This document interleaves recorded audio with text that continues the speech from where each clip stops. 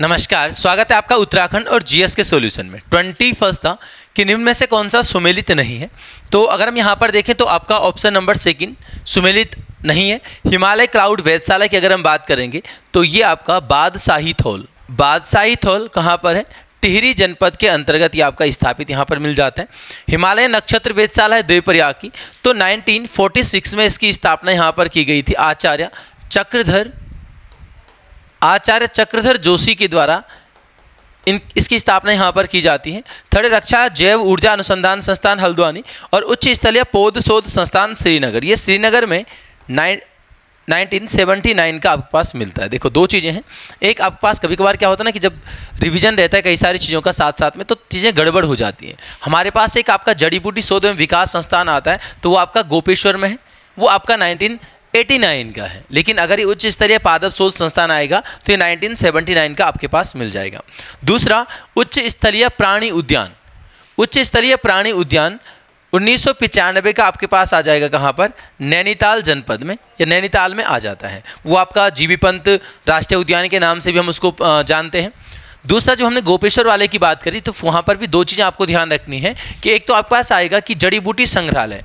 तो देखो जड़ी बूटी संग्रहालय हरिद्वार में 2014 में स्थापित है, और जड़ी बूटी शोध एवं विकास संस्थान की बात करेंगे तब वो गोपेश्वर में 1989 में। और इसी की दो शाखाएं अभी वर्तमान में क्या है, एक आपका इधर पिथौरागढ़ में और एक आपका उत्तरकाशी में स्थापित किया जाना इसको प्रस्तावित यहाँ पर मिलता है। 22 के राज्य में स्पर्श गंगा अभियान की शुरुआत किस वर्ष की गई? स्पर्श गंगा अभियान 2009, 17 दिसंबर 2009 को ये अभियान आपका शुरू होता है। और इसीलिए हम प्रतिवर्ष इसी की स्मृति में या इसी से संबंधित यहाँ पर ध्यान रखेंगे कि 17 दिसंबर को हम गंगा स्वच्छता दिवस के रूप में भी मनाते हैं। गंगा स्वच्छता दिवस 2008 में गंगा को राष्ट्रीय नदी का दर्जा दिया गया। उसके बाद इससे पहले भी आप लोगों ने गंगा एक्शन प्लान पढ़ा होगा 1985 में। आपके पास एक क्वेश्चन आता है, नमामि गंगे काफ़ी प्रसिद्ध योजना वगैरह गंगा नदी से संबंधित एक चल रही है। केंद्र सरकार ने 2014 में इसको प्रारंभ किया, लेकिन राज्य में इसको 2016 में नमामि गंगे 2016 में प्रारंभ होती है। और ऋषिकुल मैदान उस समय करंट का क्वेश्चन था, तो एक बार क्वेश्चन भी आ गया था कि कहाँ से शुरू हुई, हर की पैड़ी हरिद्वार या ऋषिकुल मैदान हरिद्वार, इस तरीके से। तो वो ऋषिकुल में आपका प्रारंभ हुई थी। दूसरा, 2016 में आपको यहाँ पर लिखना राष्ट्रीय गंगा परिषद का भी यहाँ पर गठन होता है। देखो परिषद मतलब बोर्ड है ना, एक ही चीज़ है, तो इसको ध्यान रखेंगे। अगला है आपके पास कि निम्नलिखित में से सुमेलित नहीं है। तो यहाँ पर अगर हम देखें तो ऑप्शन नंबर सेकंड, प्रथम महावीर चक्र विजेता, ये आपका प्रथम महावीर चक्र विजेता जो थे वो देव सिंह दानू आपको मिलते हैं। पिछले पेपर में हमने देखा आज़ाद हिंद फौज में इनका योगदान जो भी मिलता है। जसवंत सिंह को भी महावीर चक्र यहाँ पर मिलता है, लेकिन चीन भारत का जो युद्ध होता है 1962 में, उसके बाद इनको यहाँ पर ये युद्ध से इस महावीर चक्र से यहाँ पर सम्मानित किया गया जसवंत सिंह को। लेकिन प्रथम आएगा तो देव सिंह दानू आपके पास यहाँ पर मिल जाते हैं। 24 के टिहरी राज्य के जन संघर्ष की स्वर्णिम गाथा नामक रचना के लेखक है। तो ये आपका option number first Satyaprasad Raturi हो जाता है। सत्यप्रसाद रतूड़ी से अगर हम देखें तो 1949 यहाँ पर क्या आता है, इनके द्वारा हिमाचल नामक साप्ताहिक पत्रिका जो है प्रारंभ की गई थी। कहाँ से? मसूरी से मिलता है। दूसरा, सत्यप्रसाद रतूड़ी, ये टिहरी से संबंध इनका था, तो 1935 में टिहरी में बाल सभा का गठन इनके द्वारा किया जाता है। एक क्वेश्चन आप लोगों ने पढ़ा होगा कि टिहरी रियासत में छरोली प्रथा का अंत, जो आपका होली वगैरह से संबंधित है, तो उसका अंत किसके सहायता से किसके द्वारा करवाया गया था, तो वो भी बाल सभा का उसमें योगदान मिल जाता है। शिवप्रसाद डबराल की हम बात करेंगे तो कई सारी पुस्तकें हम पहले भी इनकी देख चुके हैं। उत्तराखंड का इतिहास इनकी एक पुस्तक आ जाती है। उत्तराखंड का इतिहास, एक ऐसे ही इतिहास है किसका? टिहरी का इतिहास। उत्तराखंड नाम से कई सारी चीज़ें हैं। उत्तराखंड के भूटांतिक या फिर कभी कभार भूटांतिक की जगह पर क्या आ जाएगा, उत्तराखंड के पशुचारक आपके पास आ जाता है। दूसरा यहाँ पर आपके पास क्या मिलता है, उत्तराखंड यात्रा दर्शन आपके पास मिल जाती है इनकी रचना। इन्हीं की एक रचना अलकनंदा उपत्यका मिल जाती है, अलकनंदा उपत्यका। और ऐसे ही इनकी एक रचना है, ज़्यादा महत्वपूर्ण तो नहीं है, कत्यूरी साम्राज्य उत्थान और पतन, ये भी इनकी रचना यहाँ पर आपको मिल जाती है। तो फिलहाल इनको ध्यान रखेंगे विशेष रूप से। टिहरी का इतिहास है, टिहरी की कहानियां अगर आती है तो विद्यासागर नौटियाल की रचना हो जाती है। इतिहास में हमने लगातार कई सारे इतिहास पढ़े, गढ़वाल का इतिहास पिछले पेपर में डिस्कस हुआ था नरेंद्र हिंदुलो, और गढ़वाल का इतिहास हरिकृष्ण रतूड़ी के द्वारा। हिमालय का इतिहास अगर आता है आपके पास तो मदनचंद भट्ट का हो जाएगा, है ना। चले अगला आपके पास यहाँ पर राजेंद्र तो नहीं, ये राजेश धस्माना है, और राजेश धस्माना जी की पुस्तकें आप लोगों ने लगातार पढ़ी होंगी, जंकजोड़, परवलय, अर्धग्रामेश्वर, जय भारत जय उत्तराखंड, और भीड़ मतलब भड़भंडारी माधो सिंह वगैरह पर भी इन्होंने रचना यहाँ पर लिखी है। 25 के क्षेत्रफल की दृष्टि से राज्य में स्थित निम्न वन्यजीव विहारों का आरोही क्रम यानी कम से ज़्यादा का क्रम क्या होगा? तो इनका कम से ज़्यादा का क्रम यहाँ पर आपका ऑप्शन नंबर 3 हो जाता है। इनके क्षेत्रफल की अगर हम बात करेंगे तो बिनसर आपका 47.07 वर्ग किलोमीटर हो जाएगा। सोना नदी फिर आपका 301.18 हो जाएगा। गोविंद की बात करेंगे तो ये आपका 485.89 हो जाता है। अस्कोट की अगर हम बात करेंगे तो ये आपका 599 मिल जाएगा, 599.93। और अगर हम केदारनाथ की बात करेंगे तो 957 आपके पास यहाँ पर 957.20 ऐसा कुछ यहाँ पर ही मिल जाता है। इसके अलावा दो और चीज़ें बची। अगर हम मसूरी की बात करेंगे तो मसूरी आपका 1082 हो जाता है, और फिर आपके पास यहाँ पर कौन है, नंदौर मिल जाता है जो 269 पॉइंट आपका यहाँ पर 95 ऐसा कुछ मिल जाता है। ठीक है, देखो सभी चीज़ें याद रखने की ज़रूरत भी नहीं है क्योंकि थोड़ा बहुत आपको सीक्वेंस पता हो जाना चाहिए। यहाँ पर अगर हम देखें तो आप सभी को पता है कि सबसे बड़ा वन्यजीव विहार की मैं बात कर रहा हूँ, 7 वन्यजीव विहार है, उन सभी में सबसे बड़ा है कौन, केदारनाथ। तो एक ही ऑप्शन ऐसा था जहाँ पर लास्ट में आपके पास केदारनाथ था। तो बस इन चीज़ों से आप इनको जो है चेक कर सकते हो। ठीक है, और सबसे छोटा हो जाएगा कौन, मसूरी। पिछले पेपर में डिस्कस किया होगा हमने कि जो सबसे, ये तो आपका वन्यजीव विहार सबसे बड़ा सबसे छोटा हो गया, सबसे पुराना गोविंद वन्यजीव विहार आ जाएगा 1955। अगर हम बाकी की बात करेंगे तो केदारनाथ आ जाता है 72 में, आपके पास फिर अस्कोट आ जाता है 86 में, सोना नदी 87, विंसर 88, मसूरी वाला 93 और नंदौर 2012 आपके पास मिल जाएगा। सबसे प्राचीन मिल गया कौन सा, गोविंद 1955। सबसे नया आपके पास मिलता है नंदौर 2012 में। ठीक है, ये तो आपका इनकी बात थी। अगर ऐसे हमारे पास आते हैं क्या, जो ये आपका राष्ट्रीय उद्यान है, तो सबसे बड़ा हमने देखा गंगोत्री, सबसे छोटा फूलों की घाटी हो जाता है, और सबसे पुराना कार्बेट, सबसे नया गंगोत्री। ये पिछले पेपर में ये भी चीज़ें डिस्कस हुई हैं, तो इनको भी ध्यान रखेंगे। ठीक है, और इसके अलावा संरक्षण क्षेत्र है तो संरक्षण आरक्षित क्षेत्र हमारे पास 4 मिलते हैं, जिनमें से हमने देखा कि जो आपके पास आसन बैराज हो गया और झिलमिल हो गया, इनको 2005 में संरक्षित किया गया था। फिर आपके पास आ जाता है जो पवलगढ़ है 2012, और नैना देवी पक्षी विहार हमने पंगोट किलवरी के नाम से भी इसको देखा है, ये 2015 का आपके पास मिल जाता है। 26 से सुमेलित नहीं है। तो अगर हम यहाँ पर बात करें ऑप्शन फर्स्ट उत्तराखंड कोऑपरेटिव रेशम फेडरेशन, तो ये आपका 2002 नहीं 2006 में आपके पास यहाँ पर ये मिलता है। ठीक है, अगर हम यहाँ पर देखें तो उत्तराखंड कोऑपरेटिव रेशम फेडरेशन देहरादून में ये स्थित है 2006 में। रेशम की अगर हम बात करें सबसे पहले यहाँ पर उत्तराखंड क्षेत्र में रेशम की खेती का प्रारंभ जो है 1858 में कैप्टन हट्टन के द्वारा 1858 में कैप्टन हट्टन के द्वारा इसको प्रारंभ किया गया मसूरी क्षेत्र से। ठीक है, उसके बाद लगातार आपने कई सारी चीज़ें यहाँ पर पढ़ी हैं। हमारे पास एक 1958 की डेट भी आती है, इसमें लिख लेंगे। रेशम कीट पालन फार्म 1988 आ जाएगा प्रेमनगर देहरादून में, क्योंकि रेशम संबंधी ज़्यादातर चीज़ें आपको देहरादून में ही मिलेंगी। दूसरा, रेशम के प्रकार आते हैं कि निम्नलिखित में से कौन से प्रकार का रेशम राज्य में उत्पादित होता है, तो सभी प्रकार का है। आपने जो भी प्रकार पढ़ेंगे सभी इसका आंसर 4 ही आ जाता है, क्योंकि जो 4-5 यहाँ पर प्रकार है वो सब मिल जाते हैं। कुछ चीज़ें यहाँ पर है सगंध पौधा केंद्र। देखो 2 चीज़ें हैं हमारे पास, ये आपका कैप है CAP, एक आपके पास सीमैप करके आता है, तो हमने देखा आपका बैजनाथ और पंतनगर में हो जाएगा, लेकिन केवल सगंध पौधा केंद्र आपका 2003 में इसकी स्थापना मिल जाती है। सेलाकुई में कैप आएगा तो 2003। एकीकृत ऊन विकास कार्यान्वयन, देखो 2 चीज़ें हैं हमारे पास। एक आता है ऊन से संबंधित कि ऊन श्रेणीकरण एवं क्रय विक्रय केंद्र, क्रय विक्रय केंद्र, ये आपके पास कहां पर मिल जाएगा, मुनि की रेती में। ये मुनि की रेती में आपके पास मिल जाता है। और एक आपके पास और यहां पर आता है ऊन विश्लेषण प्रयोगशाला, ऊन विश्लेषण प्रयोगशाला, तो ये आपके पास ऋषिकेश के पशुलोक में आपके पास मिल जाता है। इनको ध्यान रखेंगे। बाकी स्टेट कैंसर इंस्टीट्यूट हल्द्वानी में जो आपका सुशीला तिवारी के नाम से आपको मेडिकल कॉलेज भी अब मिल जाता है, तो वो हो जाएगा।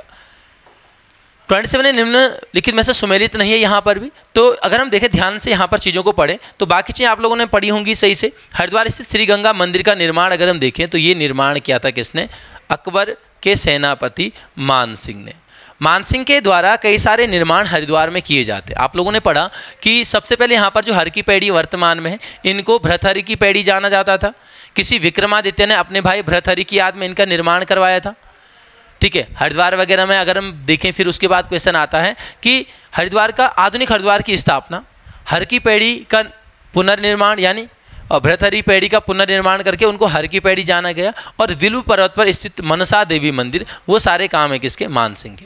जबकि हम जयेंद्र सरस्वती की अगर हम बात करेंगे तो हरिद्वार स्थित ही मकर वाहिनी गंगा मंदिर, मकर वाहिनी गंगा मंदिर की स्थापना आ जाती है यहाँ पर जयेंद्र सरस्वती के द्वारा। बाकी तो आपको पता ही यहाँ पर गंगोत्री के मंदिर का निर्माण अमर सिंह थापा। इसको थोड़ा ध्यान से देखना कि पूर्णागिरि देवी, अगर पूर्णागिरि शक्तिपीठ आता है तो सभी को पता है टनकपुर चंपावत वाला हो जाएगा, चंपावत वाला। लेकिन अगर कहीं पर शंकराचार्य जी का नाम आ जाए, पूर्णागिरि देवी पीठ की स्थापना कहाँ पर करी, तो वो आपका जोशीमठ। ये सारी चीज़ें आपका परीक्षावाणी में ध्यान रखना। ठीक है, पिनाकेश्वर मंदिर बाज बहादुर चंद। बाज बहादुर चंद के हमने कई सारे मंदिर देखे, यहाँ पर जरा देखें इन चीज़ों को। एक आपके पास आता है क्या? एक हथिया देवाल। एक हथिया देवाल, एक हथिया देवाल पिथौरागढ़ के आलमिया गांव में आपको मिल जाएगा। पिनाकेश्वर मंदिर की बात करें, ये बागेश्वर में आपके पास है। अल्मोड़ा का नंदा देवी, अल्मोड़ा का नंदा देवी। भीमताल का भीमेश्वर मंदिर, भीमताल का भीमेश्वर मंदिर। घोड़ाखाल का गोलू देवता, घोड़ाखाल में गोलू देवता मंदिर स्थापित करा है किसने? बाज बहादुर चंद ने। फिर हम यहाँ पर देखते हैं बाज बहादुर चंद के बाद जो अल्मोड़ा का नंदा देवी मंदिर है। देखो स्वर्ण प्रतिमा आता तो आप लोगों ने पढ़ा है, ज्ञानचंद द्वितीय यहाँ पर लाया था, लेकिन सबसे पहले प्रतिमा लाकर मंदिर स्थापित किया था किसने? बाज बहादुर चंद ने। उसके बाद बाज बहादुर चंद का उत्तराधिकारी आता कौन? उद्योग चंद। उद्योग चंद के द्वारा फिर इसी मंदिर प्रांगण में उद्योग चंद्रेश्वर, पार्वतीश्वर, त्रिपुरा सुंदरी, इन मंदिरों का निर्माण यहाँ पर किया जाता है। बाकी मंदिरों में आपके कई सारे क्वेश्चन आपके पास आ जाते हैं। फिलहाल आगे धीरे धीरे इनको डिस्कस करेंगे। अभी 28 के निम्नलिखित में से कौन सा बद्रीनाथ के पास स्थित पंचधाराओं में शामिल? देखो पंचधाराओं की बात की गई है। वसुधारा है तो चमोली में ही, लेकिन जो पंचधाराओं का समूह, उसमें प्रहलाद, उर्वशी, भृगुधारा, एक कूर्म धारा आ जाता है और इंदु, ये जो है पंचधाराओं में आपके पास क्या है? शामिल यहाँ पर मिलती हैं। 29 फिर से सुमेलित है नहीं है। तो बस देखो यही चीज़ें पेपर में आती हैं। ध्यान से ऑप्शन पढ़िए, जो भी जब आप टेस्ट वगैरह दे रहे हो अच्छे से ऑप्शन को पढ़िए और सोचिए उन चारों ऑप्शन के बारे में। बहुत अच्छे से आपको ये चीज़ यहाँ पर मिल जाती है। पहला कि कुमाऊं डिवीजन से पृथक गढ़वाल जिले का गठन 1839। आप लोगों ने देखा होगा कि 1839 में लुसिंगटन के टाइम पर यहाँ पर क्या किया गया था? गढ़वाल जो ब्रिटिश क्षेत्र था, पूरा ब्रिटिश क्षेत्र में कहूँ, ब्रिटिश उत्तराखंड, उसको यहाँ पर फिर ब्रिटिश कुमाऊं और ब्रिटिश गढ़वाल में बदला गया। ब्रिटिश गढ़वाल आपका यहाँ पर क्या है? इसको पौड़ी वगैरह, इसका मुख्यालय वगैरह यहाँ पर आपके पास मिल जाता है।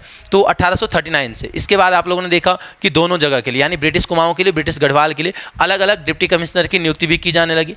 नैनीताल को कुमाऊं मंडल का मुख्यालय 1854। अभी आप लोगों ने पढ़ाई है कुमाऊं मंडल 1854। जबकि हम गढ़वाल मंडल की बात करेंगे तो 1969 में गढ़वाल मंडल हो जाता है। और कुमाऊं मंडल विकास निगम और गढ़वाल मंडल विकास निगम दोनों की बात करेंगे तो ये आपका फिर मिल जाएगा 1976 में। तीसरा है चंपावत तहसील को पिथौरागढ़ में शामिल, तो 1870 नहीं बल्कि यहाँ पर आ जाएगा 1972। चंपावत तहसील को पिथौरागढ़ में शामिल किया गया एक तहसील के रूप में। इससे पहले कहाँ पर? अल्मोड़ा में था। उसके बाद इसको यहाँ पर शामिल किया जाता है 1972 में। और आपको फिर पता है कि चंपावत सहित आपका 1997 में 3 जनपद बनते, चंपावत, बागेश्वर और आपका रुद्रप्रयाग। इससे पहले अगर हम बात करें यहाँ पर पिथौरागढ़ की, तो पिथौरागढ़ भी आपका कब बना? पिथौरागढ़ कहें सबसे ऊपर वाले जो है पिथौरागढ़, चमोली, उत्तरकाशी, 24 फरवरी 1960 को इनकी स्थापना यहाँ पर मिल जाती है। और आज से 1890 तक कुमाऊं कमिश्नरी में 2 जिले, एक गढ़वाल एक कुमाऊं। और यहाँ पर फिर आपका देखें तो 1891 में फिर आपके पास यहाँ पर क्या बन गया था? अल्मोड़ा बन गया था और कुमाऊं में नैनीताल। कुमाऊं मंडल में 2 जनपद यहाँ पर बनाए गए थे। तो अल्मोड़ा और नैनीताल आपका 1891 हो जाएंगे। बाकी जनपदों की बात करेंगे तो पौड़ी 1840 में आपके पास आ जाता है। ठीक है, फिर 1949 में टिहरी जनपद, 60 में अभी हम देख चुके हैं। उसके बाद आपके पास 88 आ जाएगा हरिद्वार, 95 में यूएसएन और फिर 97 में आपका 3 जनपद। तो कुल मिला के 13 जनपद अभी वर्तमान में मिलते हैं। अगला फिर से सुमेलित नहीं है। तो फर्स्ट है कि मानेश्वर नौला अभिलेख का संबंध अभय चंद से, बिल्कुल सही है। मानेश्वर आपका चंपावत में हो जाएगा। सौड़ कठायत के नेतृत्व में जनता का विद्रोह विक्रमचंद के समय हुआ था। अल्मोड़ा स्थित बद्रीनाथ मंदिर का जीर्णोद्धार ज्ञानचंद द्वितीय। अब चंद प्रशासन का यहाँ पर पुनर्गठन पूछा गया है, तो ध्यान रखने इन चीज़ों को लिखा करो, ठीक है। चंद प्रशासन का पुनर्गठन किसके समय? लक्ष्मी चंद के समय। बाकी देखो पिछले पेपर में काफ़ी सारी चीज़ें लक्ष्मी चंद के समय डिस्कस हो चुकी हैं, जहाँ पर हमने राजधानी में बंदोबस्त कार्यालय देखा, सीमाओं पर सीमा सूचक पत्थर स्थापित करवाए गए, जो आपका न्यूवाली और बिस्टाली नामक कचहरियाँ स्थापित की गई। न्यूवाली आम जनता के लिए, बिस्टाली सैनिक मामलों के लिए आपका यहाँ पर स्थापित कचहरी मिलती है। लगातार गढ़वाल पर 8 आक्रमण हमने देखे। 8वें आक्रमण में कुछ हिस्से पर विजय प्राप्त करके खतड़वा उत्सव, विजय उत्सव भी यहाँ पर मनाया जाता है कुमाऊं जाकर। 31 है कि किस तिथि को टिहरी में ब्रिटिश सरकार का राजनीतिक प्रतिनिधित्व कुमाऊं कमिश्नरी को सौंपा गया? ये सौंपा गया ऑप्शन नंबर सेकंड 26 दिसंबर 1842 को। ऑप्शन फर्स्ट मुझे पता है बहुत सारे लोगों ने क्या होगा, लेकिन बस यहाँ पर ध्यान रखना कि जो ट्रेल जो कमिश्नर था उसने सुदर्शन शाह को, जो प्रथम टिहरी नरेश था, सुदर्शन शाह को टिहरी की स्थायी सनद सौंपी। देखो स्थायी सनद का यहाँ पर क्या मतलब है, सभी को पता है कि गोरखा आधिपत्य संपूर्ण गढ़वाल कुमाऊं पर था। तब यहाँ पर सुदर्शन शाह के आमंत्रण पर कहें या फिर जो भी कहें, तो ब्रिटिश यहाँ पर आए, उन्होंने गोरखा आधिपत्य से उत्तराखंड को मुक्त करवाया, कुछ हिस्सा कुमाऊं का खुद रख लिया, कुछ गढ़वाल का हिस्सा हड़प लिया और टिहरी वाला क्षेत्र दे दिया किसको? सुदर्शन शाह को। 28 दिसंबर 1815 में आप लोगों ने देखा टिहरी की स्थापना, ये भी आ चुका है। टिहरी की स्थापना की जाती है सुदर्शन शाह के द्वारा। फिर यहाँ पर क्या है, सुदर्शन शाह को 4 मार्च 1820 को स्थायी सनद सौंपी जाती है, यानी घोषणा पत्र आप कह सकते हो, करारनामा आप कह सकते हो, जिसमें क्या किया गया कि टिहरी नरेश को कहा गया कि ठीक है, जो हिस्सा आपको मिला है अलकनंदा का पश्चिमी हिस्सा गढ़वाल का, जो आपका वर्तमान टिहरी, उत्तरकाशी, देहरादून का कुछ क्षेत्र मिलता है, कि यहाँ पर आप शासन कर सकते हो और आपके आने वाली पीढ़ी भी यहाँ पर क्या कर सकती है? शासन कर सकते हैं। वो स्थायी सनद यहाँ पर दी जाती है। 29 अगस्त 1946 देखो एक प्रजामंडल आप लोगों ने पढ़ा, 23 जनवरी 1939 के आपके पास मिल जाएगा। 2 तिथियाँ अलग अलग बुक्स में मिलती हैं, एक में 31 अगस्त मिलता है और एक में मिलता है 31 अगस्त 1946, एक में 29 अगस्त। देखो 29 अगस्त वाली बुक में लैंग्वेज ये मिलती है कि जो आपका टिहरी रियासत थी, रियासत व प्रजामंडल के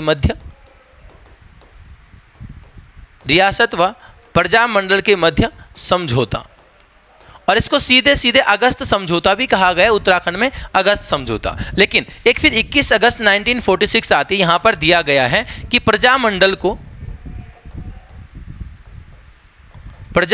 को टिहरी रियासत में स्वीकृति, प्रजामंडल को टिहरी रियासत में क्या दी गई? स्वीकृति दी गई। तो देखो हो सकता है कि 29 को 21 लिख दिया, 21 को 29, ये कई बार होते हैं। देखो जो बुक्स लिखने वाला कोई भी हो, तो ऐसा नहीं कि बस सीधे सीधे हैंड रिटन नोट्स ही जाते हैं, जिसके भी जाते हैं, तो कभी कभार हो सकता है लिखने के तरीके से आपने, इसीलिए देखो ना कई सारे सन गड़बड़ मिलते हैं, इसीलिए वो आपके पास गड़बड़ी कभी कभार मिल जाती है। लेकिन ठीक है, अलग अलग ध्यान रखेंगे दोनों को, कोई दिक्कत नहीं यहाँ पर। चलिए 32 के गढ़ नरेशों के प्रशासन से संबंधित कौन सा सुमेलित नहीं है? यहाँ पर ऑप्शन फर्स्ट था। देखो थोकदार आपका यहाँ पर थे, जमींदार वगैरह, तो ये सारे राजस्व अधिकारी थे। हमने आपका सयाना देखा, कमीण, सयाना वगैरह पद आ जाते हैं। सेना का वेतन अधिकारी जो था ये बख्शी था। आप लोगों ने जरूर इसको मुगल काल में पढ़ा होगा, मुगलों से लिया गया ये पद था। बख्शी वास्तव में सेना का वेतन अधिकारी, वहाँ पर भी वही काम करता था, लेकिन हम मुगल काल में क्या पढ़ते हैं, केंद्रीय सेना का प्रमुख आएगा मीर बख्शी, प्रांतीय सेना का आएगा तो बख्शी। लेकिन वैसे वो मूल रूप से दोनों सेनाओं का अलग अलग वहाँ पर वेतन अधिकारी मिल जाता है। ठीक है, बाकी चीज़ें आपका ठीक है, कोई दिक्कत नहीं, मुख्तार वगैरह हर उसमें मिलता था। अच्छा, जैसे यहाँ पर थोकदार, जमींदार, सयाना, कमीण हमने देखे, तो इनके अंतर्गत भी, इनके नीचे भी एक प्रधान का पद भी होता था। प्रधान अपने गांव में राजस्व अधिकारी होता था, और जो प्रधान का पद होता था वो वंशानुगत होता था, यानी पीढ़ी दर पीढ़ी वहाँ पर आपका चलता रहता था। ठीक है, चलेंगे नेक्स्ट। अगला यहाँ पर है, British governor general Lord Hastings ने किस तिथि को नेपाल के विरुद्ध युद्ध की घोषणा की?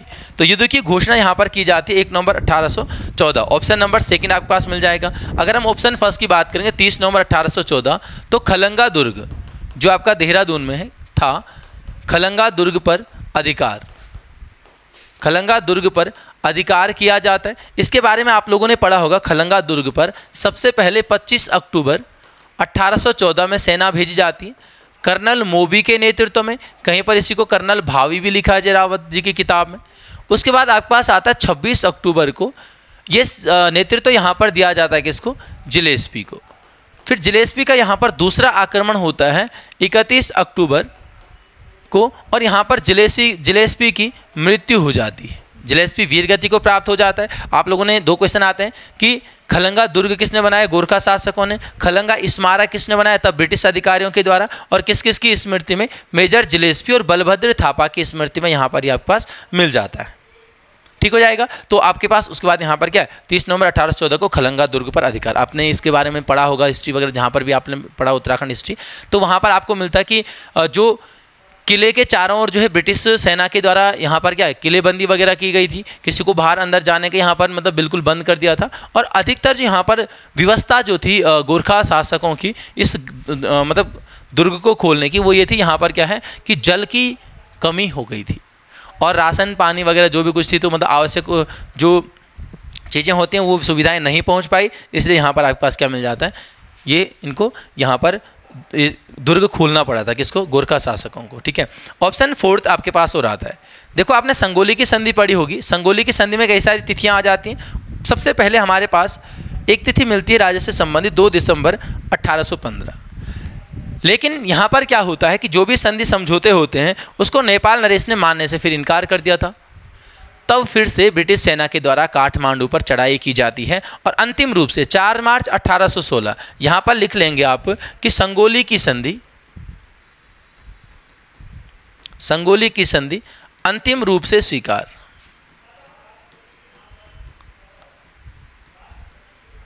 अंतिम रूप से यहाँ पर क्या हुई थी, स्वीकार हुई थी 4 मार्च 1816 को। 34 की निम्न रचनाओं उनके लेखकों में कौन सी सुमेलित नहीं है। तो यहाँ पर अगर हम देखें तो सदैव गीत काव्य तारादत्त गैरोला का बिल्कुल सही है। गढ़वाली छंदमाला लीलानंद कोटनाला, देखो लीलानंद कोटनाला की गढ़वाली छंदमाला, एक आपके पास यहाँ पर और रचना मिलती है कौन सी, श्रीपुर लीला, और दूसरी यहाँ पर आपके पास मिलती कौन सी, विरह नामक रचना इनकी यहाँ पर मिल जाती है। जबकि उत्तराखंड रहस्य की अगर हम बात करेंगे तो उत्तराखंड रहस्य मिल जाता है किसका, शालिग्राम वैष्णव। शालिग्राम वैष्णव के द्वारा यहाँ पर मिल जाता है। ठीक है। और धर्मानंद जमलोकी में हमने क्या लिखा कि मेघदूत का गढ़वाली अनुवाद, मेघदूत का गढ़वाली अनुवाद इनके द्वारा यहाँ पर किया गया। बाकी गौरवशाली उत्तरांचल यहाँ पर देवकीनंदन त्रिपाठी की मिल जाएगी। 35 के निम्न में से राज्य से संबंधित किस व्यक्तित्व पर डाक टिकट जारी नहीं किया गया। देखो जो डाक टिकट यहाँ पर इनमें से जारी नहीं किया गया वो श्रीदेव सुमन जी पर नहीं मिलता है। नैन सिंह रावत जी की अगर हम बात करेंगे तो नैन सिंह रावत पर 2004, जीबी पंत पर 2 बार हो चुका है, 1965 हो जाएगा और 1988 आपके पास मिल जाता है। जबकि चंद सिंह गढ़वाली की बात करेंगे तो 1994 में इन पर डाक टिकट जारी हो चुका है। कई सारे डाक टिकट वगैरह हैं, लगातार आपने पढ़े होंगे, लिखे होंगे कहीं पर, है ना, तो उनका रिवीजन लगातार करते रहिए। काफ़ी टाइम से क्वेश्चन रिपीट नहीं हुआ तो आगे जो है आने की संभावनाएं भी बढ़ सकती है। फिलहाल ऑप्शन के लिए ज़्यादा यहाँ पर है नहीं। अभी निम्नलिखित में से किस कृषक वर्ग को बंदोबस्ती अधिकारियों ने टेनेंट एक्ट विल कहा था। तो ये यहाँ पर कहा गया था सिरतान कृषकों को। कहीं पर भी चंद्रकाल में, प्राचीन उत्तराखंड में खासतौर पर कुमाऊं क्षेत्र में जब हम सिरतान की बात करते हैं तो सिरतान का सीधे सीधे संबंध था किससे, सिरती से। जो सिरती क्या था आपके पास, नकद कर था। अच्छा, नकद होता है, नगद नहीं होता है। ठीक है, नकद कर आपके पास मिलता है। तो किसी भी वर्ग में, चाहे कृषि के कार्य में हो चाहे कहीं पर भी, अगर जो व्यक्ति नगद कर दे रहा है वो सीधे सीधे सिरतान है। आप लोगों ने पढ़ा है कि चंद काल में संपूर्ण राज्य का जो मालिकाना हक होता था भूमि पर वो होता था राजा का।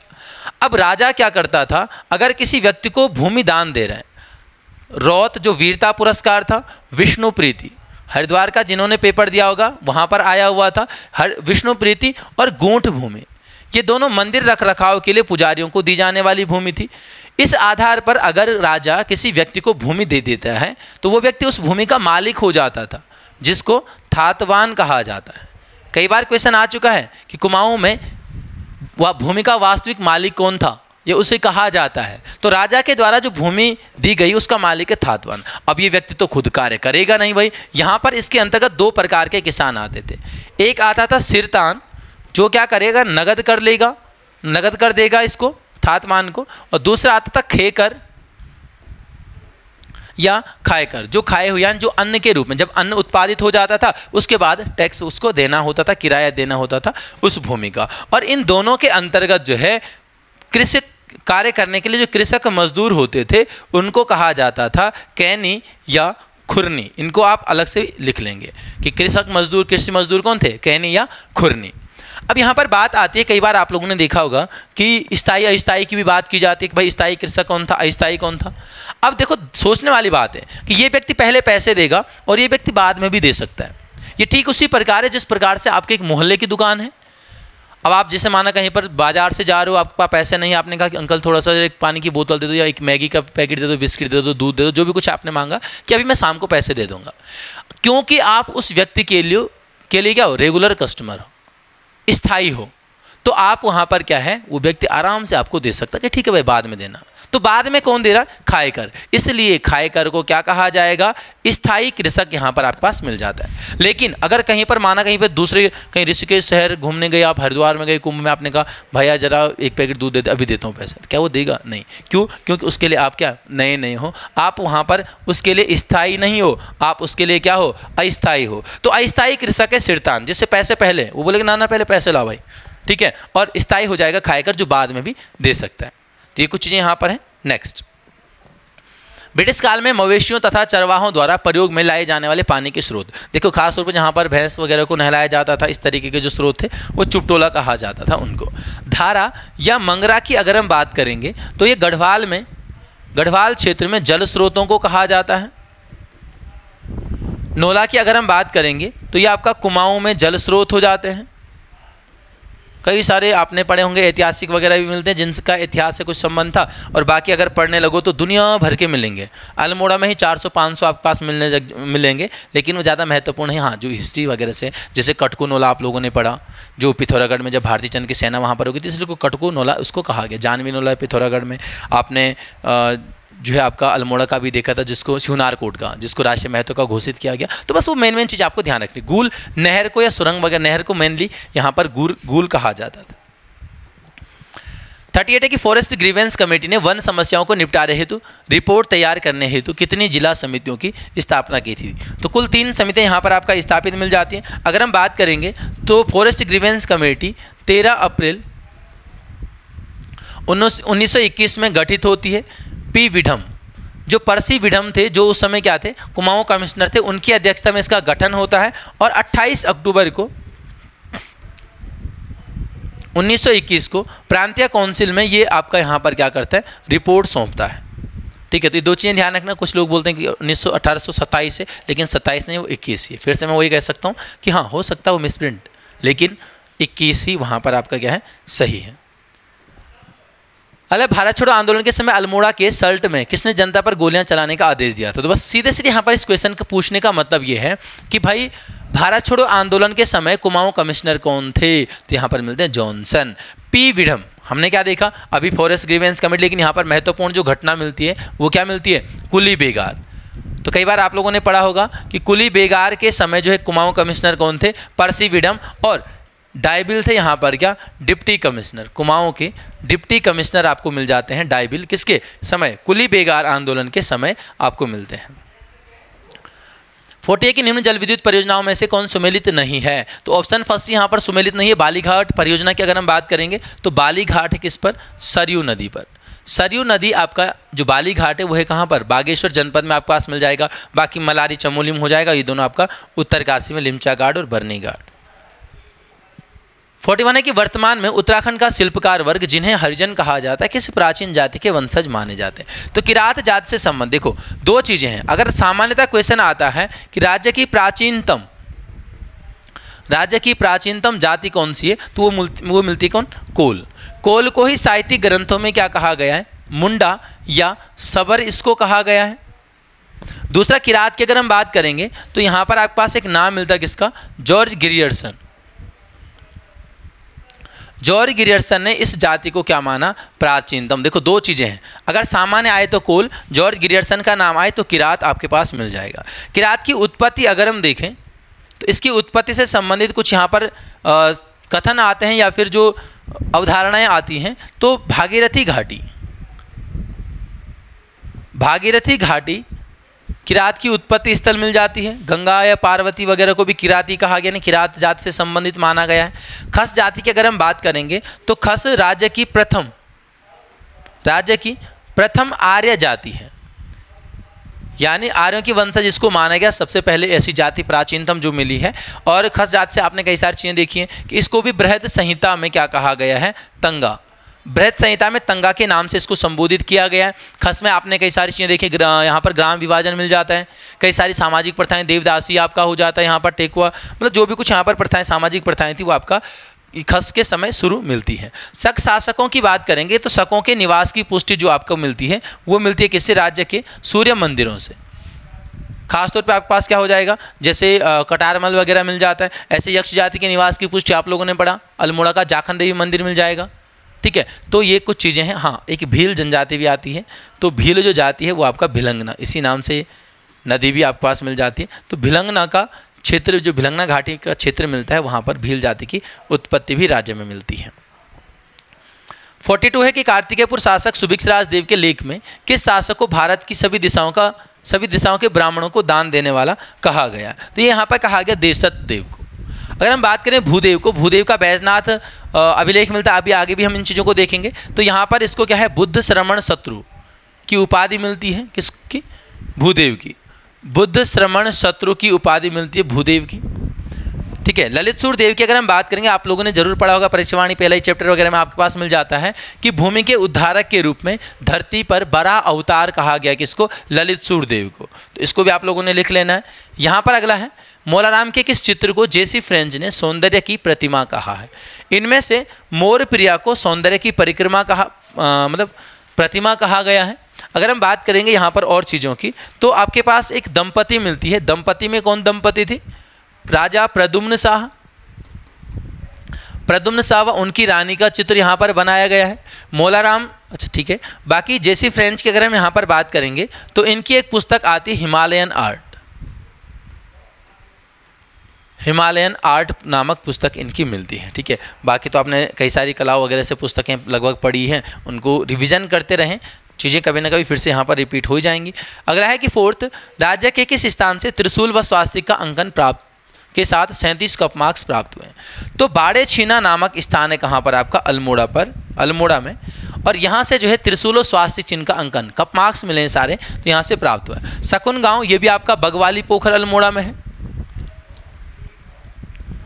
बगवाली पोखर अल्मोड़ा में, यहाँ से भी शकुन गांव से भी कुछ कप मार्क्स मिलते हैं। चांचरी धार भी आपका अल्मोड़ा द्वाराहाट में ही मिल जाएगा। और चंद्रेश्वर शिवालय भी द्वाराहाट अल्मोड़ा में ही है। यहाँ से 1877 में रिवेट कारनाक के द्वारा 1877 में रिवेट कारनाक ने यहाँ पर चंद्रेश्वर शिवालय, चंद्रेश्वर देवालय जो मिलता है, यहाँ पर जो है कप मार्क्स की खोज करी है। 45 राज्य की किस नदी को हिमवंत प्रदेश में प्रवाहित होने वाली माना गया है। तो यहाँ पर जो है कौशिकी नदी को। देखो कौशिकी प्राचीन नाम मिलता है, कोसी नदी का यहाँ पर संबंध बताया गया है। वैसे देखो हकीकत जो वास्तव में जो चीज़ें हैं, जो अधिकतर मानी जाने वाली बातें हैं, वो ये है कि ये कोसी नेपाल वाली है, और इसका उल्लेख मिलता है खासतौर पर किसमें, रामायण नामक ग्रंथ में। लेकिन फिर नाम में समानता के कारण काफ़ी सारे लोगों ने इसको क्या है, उत्तराखंड की कोसी भी मान लिया, ठीक है। बाकी श्यामा काली हो जाएगी, मंदाकिनी आपको पता ही है। तो बाकी हिमवंत प्रदेश से संबंध अगर हम देखें तो यही, मतलब रामायण में ये उल्लेख मिलता है कि हिमवंत प्रदेश में बहने वाली कौशिकी नदी आपको यहाँ पर उल्लेखित मिलती है। 46 के राज्य में कौन सा मेला लाटू देवता मंदिर के कपाट खुलने पर आयोजित होता है। तो ये होता है आपका यहाँ पर कौन सा, बोरी मेला। देखो जो हम लाटू देवता का मंदिर देखते हैं आपका वाण गाँव चमोली में, और वाण नंदा राजात का भी अंतिम गांव मिलता है, वाण वगैरह आपके पास मिलता है। वैसे तो आप लोगों ने देखा होगा कि कई सारी चीज़ें पढ़ने को मिलती हैं। यहाँ पर एक क्वेश्चन आता है कि निम्न में से किस मंदिर के कपाट वर्ष में एक बार खुलते हैं। देखो कहीं पर भी कपाट खुलने से संबंधित अगर चीज़ें हैं तो कपाट खुलने का सीधे सीधे संबंध देखना पूजा अर्चना होने से, कि वहाँ पर एकमात्र दिन में पूजा होती है। और कब होती है, जब वार्षिक नंदा राजात वगैरह चलती है, तो उस वार्षिक नंदा राजात के उपलक्ष्य में यहाँ पर क्या है, खासतौर पर लाटू देवता मंदिर में पूजा अर्चना होती है। लेकिन अगर हम बाकी एक दूसरा मंदिर आपको पता है कि उर्गम घाटी का अंतिम गांव मिलता है बांसा गांव, वहाँ पर आपके पास मिलता है कौन सा, जो रक्षाबंधन के दिन कपाट वहाँ पर खुलते हैं, हाँ, वंशी नारायण मंदिर आपके पास मिल जाता है, ठीक है। बाकी लठमार मेला, देखो एक नौठा क्षेत्र कहा जाता है आदि बद्री का। नोटा कौतिक आप लोगों ने पढ़ा होगा, वहाँ पर कुछ इस तरीके की चीज़ें आपको देखने को मिलती हैं। अनुसुईया मंदिर, ये आपका सारे वैसे कहाँ पर हैं, चमोली जनपद में मिल जाते हैं। नेक्स्ट अगला है कि पांडुकेश्वर स्थित योग बद्री मंदिर से किस कतुरी शासक के ताम्रपत्र प्राप्त हुए हैं? तो सभी शासकों के, और इसलिए हम कतुरी के जो अधिकतर ताम्रपत्र मिले हैं वो मिले आपका पांडुकेश्वर से। सुभिक्ष राजदेव का 1 मिलता है, ललित सूरदेव के 2 मिलते हैं, पद्मर देव का 1 मिलता है। तो कुल मिला के यहाँ पर कहाँ पर पांडुकेश्वर से 4 अभिलेख या 4 ताम्रलेख आपके पास यहाँ पर प्राप्त होते हैं। दूसरा, ललित सूरदेव का 1 ताम्रपत्र कहाँ से मिलता है? कंडारा गांव, कंडारा से मिल जाएगा। अगर हम यहाँ पर बात करें बैजनाथ की, बैजनाथ मंदिर की, तो बैजनाथ से हमने देखा जो आपका बागेश्वर है, ठीक है, बागेश्वर से यहाँ पर ध्यान रखना, बागेश्वर के शिव मंदिर से, तो यहाँ पर आपके पास मिलता है किसका? भूदेव का, भूदेव। और इसी मंदिर के इसी ताम्रपत्र के पृष्ठभाग पर यानी पीछे की ओर जो लिखा मिलता है किसका? त्रिभुवन का, त्रिभुवन राजदेव का भी यहाँ पर लेख मिलता है। वैसे एक ही ताम्रपत्र पर आगे पीछे 2 लेख मिलते हैं, एक में नाम भूदेव का, एक में त्रिभुवन राज का मिल जाता है। और तीसरी एक और चीज यहाँ पर है कि देसत देव जो है, देसत देव, इनका एक ताम्रपत्र मिलता है बालेश्वर मंदिर से। बालेश्वर मंदिर सभी को पता है चंपावत में हो जाएगा, तो वहाँ पर देसत देव का बालेश्वर मंदिर से भी एक ताम्रपत्र वगैरह प्राचीन प्राप्त होता है। वैसे बालेश्वर मंदिर का निर्माण तो उद्यान चंद वगैरह के द्वारा मिलता है, लेकिन हो सकता है कि उसी क्षेत्र में कहीं पर प्राचीन काल का कुछ ताम्रपत्र वगैरह हो, फिर बाद में वो मंदिर में आपको प्राप्त हो जाता है। 40 डे के तीर्थ यात्रा मार्गों पर लगने वाले छोटे छोटे बाजार या आराम स्थलों को कहा जाता है, ये कहा जाता है चट्टी। जैसे आपने हनुमान चट्टी वगैरह जो भी कुछ चीज़ें देखी होंगी, तो ये आपका क्या है, आराम स्थल वगैरह के रूप में इनको जाना जाता है, चट्टी कहा जाता है। कांठा आपका पर्वत चोटी हो जाता है।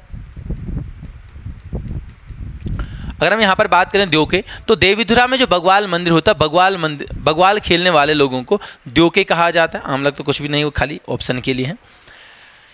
49 है कि उत्तराखंड राज्य का प्रथम सरकारी व्यावसायिक डिग्री कॉलेज किस स्थान पर स्थापित किया गया? तो ये आपके पास यहाँ पर पैठानी, पैठानी आपको पता है कहाँ पर है? पौड़ी जनपद में आपके पास ये मिल जाता है। बादशाही थोल में अभी हम देख चुके हैं। और यहीं पर आपका SRT कैंपस मिलता है, गढ़वाल विश्वविद्यालय का जो आपका SRT स्वामी रामतीर्थ परिसर जो आपके पास मिल जाता है, ठीक है। चलेंगे फिलहाल आगे। बाकी तो देखो लगातार कई सारी चीज़ें, हल्द्वानी में आपके पास बहुत सारी चीज़ें आप लोगों ने देखी, जैसे फॉरेस्ट ट्रेनिंग इंस्टीट्यूट यहाँ पर मिल जाता है। राजस्व पुलिस प्रशिक्षण अकादमी आपका हल्द्वानी में मिल जाएगा, ठीक है। वन एवं पंचायत प्रशिक्षण अकादमी वो भी आपका हल्द्वानी। काशीपुर में हमने प्राचीन सूती वस्त्र मिल देखी, सबसे प्राचीन सूती वस्त्र मिल। साथ साथ में हमने यहाँ पर देखा सबसे पुरानी चीनी मिल भी यहीं पर है, 1936 में चीनी मिल आप लोगों ने देखा, मतलब पढ़ा है कई बार। 50 किस शासक ने दरबारी षड्यंत्रों में असफल होने के कारण श्यामशाह के दरबार में शरण ली थी? तो ये ली थी किसने? तिरुमल चंद ने। तिरुमल चंद के बारे में शायद परसों हाल ही में किसी पेपर में हमने देखा था कि विजय चंद कोई शासक था इससे पहले, और विजय चंद को जो है षड्यंत्रवश विजय चंद की हत्या करवा दी थी, या उसी समय की बात है। यहाँ पर क्या है, फिर खुद षड्यंत्र से बचने के लिए कहाँ? गढ़वाल श्यामशाह के शासनकाल में। अब आप श्यामशाह पढ़ोगे, बाद में महिपति शाह पढ़ोगे, वहाँ पर भी इनका जिक्र मिलता है। तो नॉर्मली होता कार्यकाल तो श्यामशाह का रहता है, लेकिन वास्तविक जो बागडोर रहती है वो श्यामशाह के चाचा किसमें? महिपति शाह के हाथ में मुख्य रूप से रहती है, तो वहाँ पर महिपति शाह का भी नाम आ जाता है। तो यहाँ पर ज़्यादा कुछ नहीं था, एक यही आपके पास मिल जाएगा। हाँ, कोसी नदी का युद्ध मिल जाता है, तिरुमल चंद और महिपति शाह, है ना, 1635 में आप लोगों ने देखा होगा। और बाकी यहाँ पर एक नया पद रसोईदार होगा, जो कि कर्ण कठायत सबसे पहला रसोईदार होगा था। वो इसलिए कि विजय चंद की जो हत्या करवाई गई थी इनके द्वारा षड्यंत्र करके, तो वहाँ पर ऐसा कुछ मिलता है पढ़ने को कि उनके खाने में क्या, विजय चंद के खाने में कुछ मिला के दिया गया था, जहर वगैरह जो भी है। तो तब जाके रसोई के निरीक्षण के लिए तिरुमल चंद ने क्या किया था, एक अलग से पद यहाँ पर बनाया, उद्योग चंद। कई सारे क्वेश्चन बनते हैं, अभी हमने इससे पहले ही अभी डिस्कस किया हुआ है कि बाज बहादुर चंद का उत्तराधिकारी मिल जाता है। फिर दूसरा हमने यहाँ पर देखा कि मंदिर देख लिए 3, ठीक है, छोड़ो उसको। डोटी अभियान यहाँ पर कई बार किए जाते हैं। तो डोटी नरेश, जो समकालीन डोटी नरेश है, वो यहाँ पर मिलता है कौन? देवपाल। लिख लेंगे इसमें, समकालीन डोटी नरेश मिलता है कौन? देवपाल। दूसरा हमने 3 यहाँ पर सेनापति देखे। एक तो आपके पास यहाँ पर हिरु देवुबा मिलते हैं, जो ऐसे ही किसी अभियान में, जो डोटी अभियान था उसमें शहीद हो जाते हैं, ठीक है। दूसरा यहाँ पर एक आपको मिलता है मेसी साहू, मेसी साहू का जिक्र मिलता है। और एक यहाँ पर मिलते हैं कौन? शिरोमणि जोशी, शिरोमणि जोशी। ये 3 सेनापति यहाँ पर मिलते हैं, ठीक है। बाज बहादुर, यहाँ पर भी कई सारे क्वेश्चन हम लोगों ने पढ़े। गढ़वाल में जो मुगल आक्रमण होते थे वहाँ पर मुगलों का साथ दिया जाता है। फिर यहाँ पर बहादुर की उपाधि आप लोगों ने पढ़ी है, या जमींदार वगैरह की उपाधि दी गई है, तराई का जमींदार, है ना। दूसरा यहाँ पर हमने देखा कि जो मंदिर वगैरह कई सारी चीज़ें आपका देख चुके हैं। अपने दरबार को मुगल दरबार की भांति सजाने के लिए यहाँ पर नए पदों का सृजन और कीर्तिचंद। देखो हमने अजयपाल पढ़ा था पिछले पेपर में, अजयपाल का समकालीन था। हमने देखा था कि अजयपाल को पराजित किया था कीर्तिचंद ने। फिर यहाँ पर मध्यस्थता करी थी गोरखनाथ के किसी जोगी ने, और तब जाके यहाँ पर अल्मोड़ा का देघाट क्षेत्र दोनों के मध्य सहमति से एक सीमा रेखा बना था गढ़वाल और कुमाऊं की। कीर्तिचंद ने दूसरा आता चंपावत का नागनाथ मंदिर। चंपावत का नागनाथ मंदिर जो है स्थापित किया जाता है।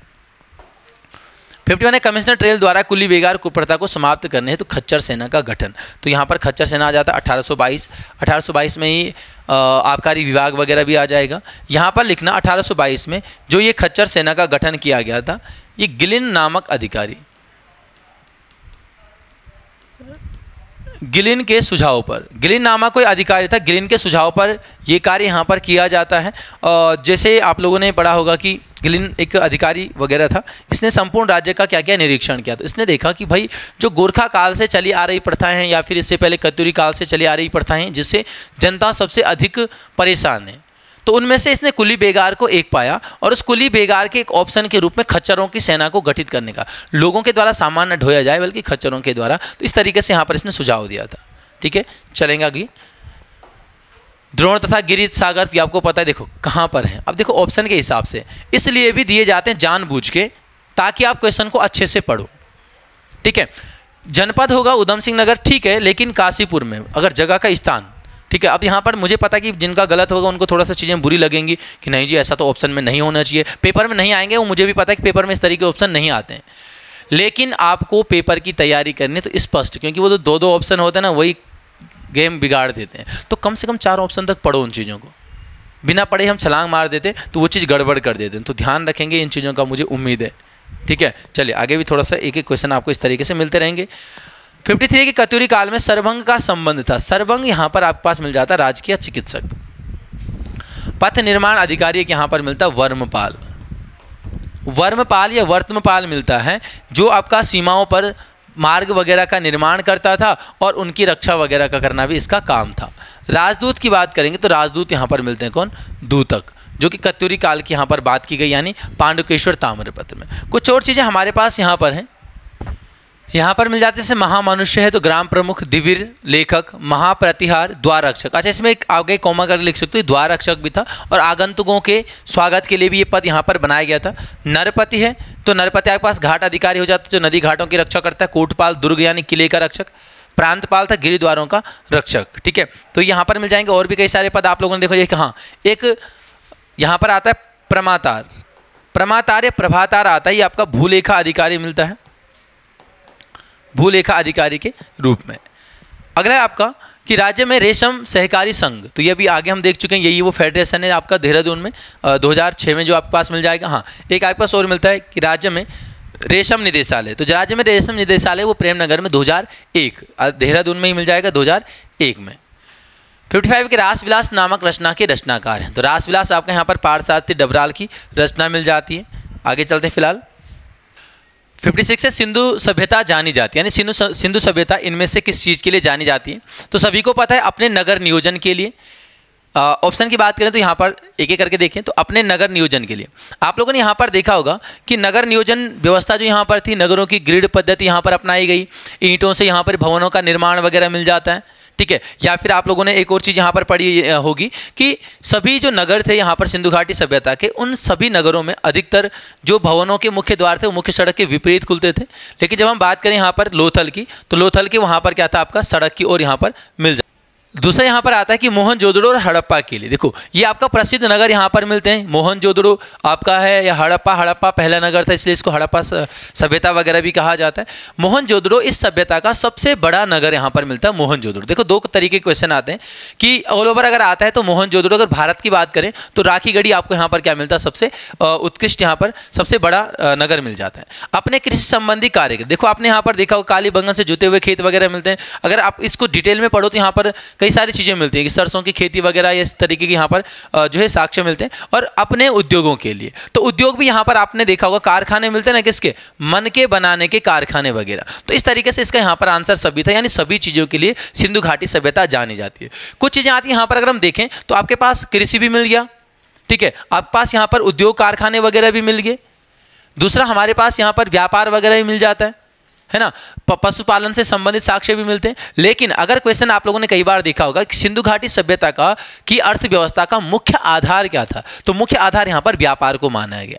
वो क्यों माना गया, अधिक मात्रा में जो आपका यहाँ पर बंदरगाह नगर वगैरह मिलते हैं, उनसे विदेशी मुद्राएं जो प्राप्त हुई हैं, तो अनुमान लगाएगा कि विदेशों से काफ़ी यहाँ पर क्या व्यापार वगैरह लगातार चलता रहता था।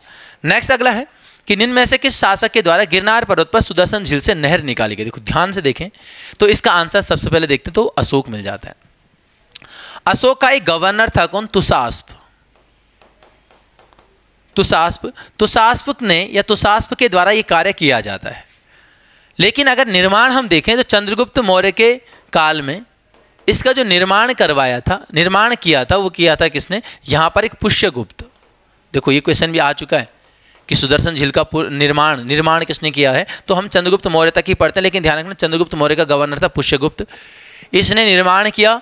तुषास्प गवर्नर था अशोक का, इसने इसकी मरम्मत करवाकर यहाँ से नहर निकाली। और तीसरा रुद्रदामन प्रथम, इसके द्वारा भी इसकी मरम्मत करवाई जाती है। रुद्रदामन का एक गिरनार स्तंभ लेख मिलता है, और गिरनार लेख में जो जानकारी दी गई उसी जानकारी, देखो कई बार क्वेश्चन आता है, ध्यान रखना, एक छोटा सा टॉपिक है लेकिन बहुत सारे क्वेश्चन बनते हैं। क्वेश्चन ये बनता है कि निम्न में से किस अभिलेख से यह जानकारी प्राप्त होती है कि सुदर्शन झील का निर्माण चंद्रगुप्त मौर्य के काल में, उसका पुनर्निर्माण कर नहर निकाली गई अशोक के द्वारा, और रुद्रदामन प्रथम के द्वारा भी उसका पुनर्निर्माण। तो रुद्रदामन के इस अभिलेख से जानकारी प्राप्त होती है। दूसरा, रुद्रदामन प्रथम आपको पता सबसे प्रतापी शासक था। इस शासक ने भी यहाँ पर क्या किया था, सुदर्शन झील का पुनर्निर्माण करवाया था। लेकिन एक क्वेश्चन आता है कि किस शासक ने बिना बेगार लिए, बेगार मतलब बिना टैक्स लिए, किस शासक ने बिना बेगार लिए सुदर्शन झील का पुनर्निर्माण करवाया, तो वहां पर आपके पास आंसर मिल जाएगा क्या, रुद्रदामन प्रथम। तीसरी एक और चीज यहां पर है, कभी अगर क्वेश्चन में आए कि निम्नलिखित में से किस गुप्त शासक ने सुदर्शन झील का पुनर्निर्माण करवाया, तो तब वहां पर आपका स्कंदगुप्त नाम आ जाता। तो कुल मिला के इसके काल में बनी, इसने मरम्मत करवाई, इसने भी मरम्मत करवाई, इसने भी मरम्मत करवाई। अशोक मौर्य एक ही वंश के थे, मौर्य वंश के। रुद्रदामन प्रथम शक शासक हो जाता है, और स्कंदगुप्त आपके पास गुप्त शासक यहाँ पर मिल जाते हैं। तो ध्यान से इन चीज़ों को यहाँ पर देखें, ठीक है। चलिए अगला है कि मंगोल आक्रमणकारी चंगेज खां भारत की उत्तर पश्चिमी सीमा पर निम्न में से किसके शासनकाल में आया था, तो ये आया था इल्तुतमिश के शासनकाल में। जो मंगोल आक्रमणकारी चंगेज खां था, चंगेज खां जो है जलालुद्दीन मंगबरनी, यहाँ पर एक आता है जलालुद्दीन मंगबरनी, तो इसका पीछा करते करते जो है आपका आया था। और ये मंगबरनी जो है अपनी जान बचाने के लिए सिंधु घाटी तक पहुंचा, या फिर हम ये कहें कि जो उस समय का भारतीय जो हिस्सा था उसके सीमाओं पर पहुंचा। अब यहाँ पर कुछ पढ़ने को ये मिलता है कि चंगेज खां ने पहले ही सतर्क कर दिया था किसको, इल्तुतमिश को अपने दूत भेज के कि भाई इसको जो है संरक्षण मत देना, फिर आपको जो है युद्ध वगैरह लड़ना पड़ेगा, इस तरीके की जो भी कुछ चीज़ें हैं। तो यहाँ पर माना जाता, जो आप डिटेल में बुक्स वगैरह में पढ़ते हो वो यही मिलता है कि इल्तुतमिश ने यहाँ पर क्या है मंगबरनी को संरक्षण नहीं दिया था। फिर ये आपका 1224 में वापस चले जाता है, और इस तरीके से जो इल्तुतमिश है वो चंगेज खां के आक्रमण से कहें या मंगोल आक्रमण से खुद को सुरक्षित रख पाता है। लेकिन फिर UKTSS में क्वेश्चन बन चुका है इससे पहले कि निम्न में से किस शासक के काल में चंगेज खां ने भारत पर आक्रमण किया। तो काल आएगा तो फिर ज़्यादा कुछ नहीं सोचना, ये नहीं सोचना नहीं जी आक्रमण थोड़े ना था, वो कोई दिक्कत नहीं, बस शासन काल किसका था, इल्तुतमिश का, उसको आपको यहाँ पर ध्यान रखना है। दूसरा हम यहाँ पर देखते हैं चंगेज खां का जो मूल नाम था तैमुचिन, इसका मूल नाम मिलता है तैमुचिन, ठीक है। बाकी अलाउद्दीन खिलजी के समय हमने देखा कि सबसे अधिक 6 बार आक्रमण यहाँ पर होते हैं, है ना, मंगोलों के आक्रमण सर्वाधिक आक्रमण मिल जाते हैं। तो इन चीज़ों को ना लगातार रिवीजन में रखो। ये सारी चीज़ें लुसेंट में हैं, जो आप यहाँ पर देख रहे हो ना, ये सारी चीज़ें लुसेंट में मिल जाएंगी। आपको पेपर को सॉल्व करना है। ऑफलाइन में हम बार बार बोलते रहते हैं कि पेपर को सॉल्व करके लाया करो। सॉल्व करने का मतलब टिक मारना नहीं होता है, सॉल्व करने का मतलब 4 ऑप्शन के बारे में डिटेल पढ़ो। अभी यहाँ पर आप मंगोलों के बारे में पढ़ो, उसके बारे में डिटेल चेक करो। यहाँ पर एक लिमिटेड टाइम आपके पास मिल पाता है। अभी यहाँ पर अलाउद्दीन खिलजी के 6 आक्रमण वगैरह लिखने थे, तो सारी चीज़ें नहीं हो पाती हैं, इसलिए खुद भी कुछ चीज़ें आपको यहाँ पर करनी पड़ती हैं। कुछ चीज़ें हमें लगता है ठीक है यार शायद सामने वाले को आता है, वो खाली हम अनुमान लगाते हैं क्योंकि बेसिक चीज़ें होती है, लेकिन सामने वाला फिर तब हमारे भरोसे भी है। तो ज़्यादा ही निर्भर भी नहीं रहना है। जो चीज़ें आपको लगती हैं हाँ यार इसमें कुछ और भी चीज़ें हो सकती हैं, पेपर को सोल्व करो, और सोल्व करोगे ना तब जाके पता चलेगा। आपको पता है ठीक है, माना आपका ये आंसर सही भी हो गया कि मंगोल आक्रमणकारी चंगेज खान किसके काल में आए, इल्तुतमिश के काल में। उसके बाद जब सर्च करोगे इन चीज़ों को कि आया क्यों था, क्या हुआ था, ये सारी चीज़ें उसके बाद आपको यहाँ पर पता चलती हैं और एक स्टोरी टाइप की बनती है, तब जाके हिस्ट्री थोड़ा बहुत आपको समझ आएगी। तो प्लीज़ उम्मीद है पेपर को प्रिंट वगैरह करके आप रिवीजन करें, जो भी ऑनलाइन वाले हैं। 59 है कि पुर्तगाली यात्री नूनीज के अनुसार विजयनगर साम्राज्य की महिलाएं किस क्षेत्र में निपुण थी। ये बिहार पीसीएस वगैरह में कहीं पर क्वेश्चन आया हुआ था। कुश्ती, ज्योतिष शास्त्र, लेखाकरण, इन सभी, तो सभी में यहाँ पर आपके पास ये मिलती हैं। और एक और यहाँ पर आपका मिलता है भविष्यवाणी। नूनीज आया, नूनीज ने यहाँ पर ऐसी महिलाओं का जिक्र किया जो इन क्षेत्रों में पारंगत थी। एक क्वेश्चन केवल कुश्ती से भी आया हुआ है कि निम्न में से किस साम्राज्य की महिलाएं कुश्ती में क्या थी, पारंगत थी या निपुण थी, तो विजयनगर साम्राज्य। नूनीज की अगर हम बात करेंगे, पुर्तगाली यात्री था नूनीज और ये आया था अच्युत राय। विजयनगर का शासक अच्युत राय के काल में ये भारत आता है। विदेशी यात्रियों का क्रम हमने देखा तो यहाँ पर कई सारे मिलते हैं। निकोलो कोंटे आता, देवराय प्रथम, देवराय द्वितीय के समय अब्दुल रजाक आपके पास मिल जाएगा। जबकि हम कृष्णदेव राय की बात करते हैं तो वहाँ पर कृष्णदेव राय के काल में आपके पास मिलते हैं डोमिंगो पायस और बारबोसा भारत की यात्रा पर आते हैं। ठीक है, चलिए नेक्स्ट अगला। निम्नलिखित वक्तव्यों पर विचार कीजिए। कथन था कि महात्मा गांधी द्वारा 1922 में असहयोग आंदोलन वापस लिया गया। कारण था इस स्थगन का CR दास के और मोतीलाल नेहरू द्वारा विरोध किया गया।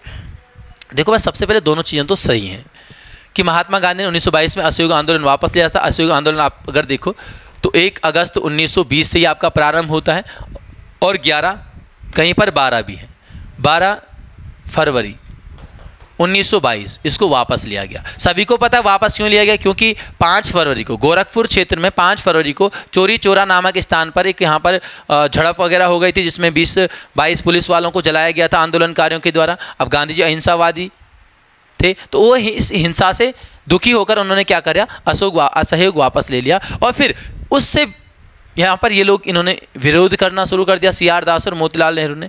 तो इसका आंसर यहाँ पर देखो। अच्छा, क्या इसका कारण ये है? नहीं, अगर ये ऊपर नीचे होता ना मैं कह सकता था, तब एक दूसरे का कारण हो जाते। लेकिन अगर मैं यहाँ पर कहूँ कि असहयोग आंदोलन वापस लिया लेकिन इसका कारण क्या था, चोरा चोरी, अगर मैं दूसरे वाले ऑप्शन में लिखता कि 1922 में चोरा चोरी की घटना हुई, तब वो दोनों सही होता और ये इसका कारण होता। समझ रहे हो ना कि उसको वापस लेने का कारण क्या था, चोरा चोरी 5 फरवरी वाला, ये कारण नहीं था, ये तो उसके बाद की घटना है। तो यानी यहाँ पर क्या है आपका A और R दोनों सही हैं, परंतु वो व्याख्या उसकी नहीं कर रहा है। अब यहाँ पर बात करें असहयोग आंदोलन की, क्यों इसकी जरूरत पड़ी। यहाँ पर आप लोगों ने देखा होगा कि प्रथम विश्व युद्ध में भारतीय सैनिकों ने यहाँ पर ब्रिटिशों का साथ दिया, आश्वासन दिया गया कि भारत में क्या संवैधानिक सुधार वगैरह किए जाएंगे।